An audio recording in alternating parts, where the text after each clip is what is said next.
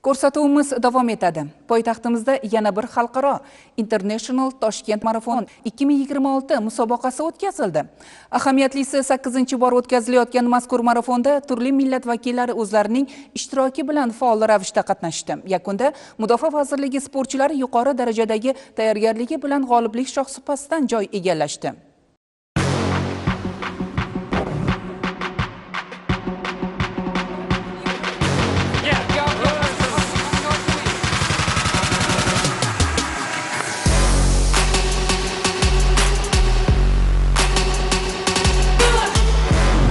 Миллион odamni qamrab oldi o'zini ichiga. Затем, значит, будет чемпионат.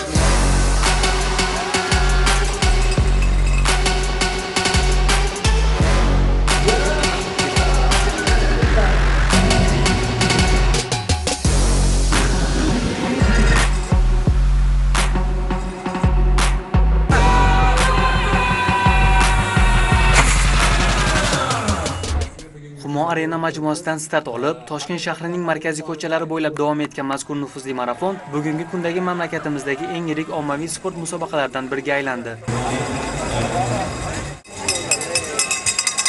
Assalomu alaykum. Toshkent bu harakat, kuch va birdamlik shahri. Bugun Toshkent yana bir bor sport nafasi bilan uyg'ondi. Shahar ko'chalari energiyaga to'ldi. Turli yosh toifasi vakillari ishtirok etgan musobaqada 42 km masofaga to'liq, 21 km masofaga yarim marafon, 5 va 10 km masofaga yugurish, 3 km skandinavcha yugurish va ommaviy yugurish, 2 km inklyuziv yugurish bahslari, bolalar uchun esa kids run yugurish musobaqalari o'tkazildi. Ahamiyatlisi, bahslarda Mudofaa vazirligi harbiy sportchilari ham faol ishtirok etib, yuqori natijalarni qayd etdi. Xususan, International Toshkent Marathon 2026 xalqaro musobaqasida Mudofaa vazirligi harbiy sportchisi, yengil atletika bo'yicha O'zbekiston terma jamoasi a'zosi, yarim marafon bo'yicha milliy rekord sohibi, Janubi-g'arbiy maxsus harbiy okrug harbiy xizmatchisi, katta leytenant Shohruh Davlatov marafon dasturida 42 km 195 metr masofani 2 soat 16 daqiqada bosib o'tib, maraga birinchi bo'lib yetib keldi.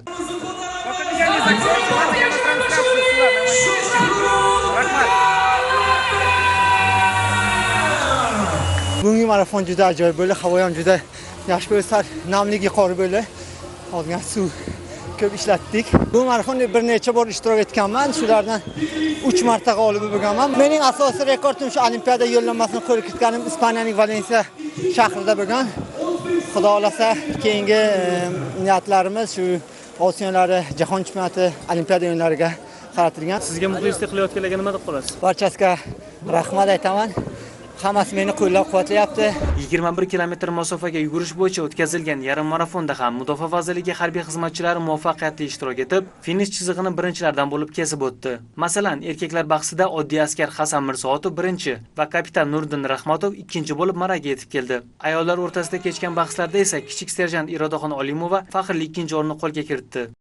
Musobaqada biz kutmagandik, bunchalik zo'r atmosfera bo'ladi deb o'ylamagandik.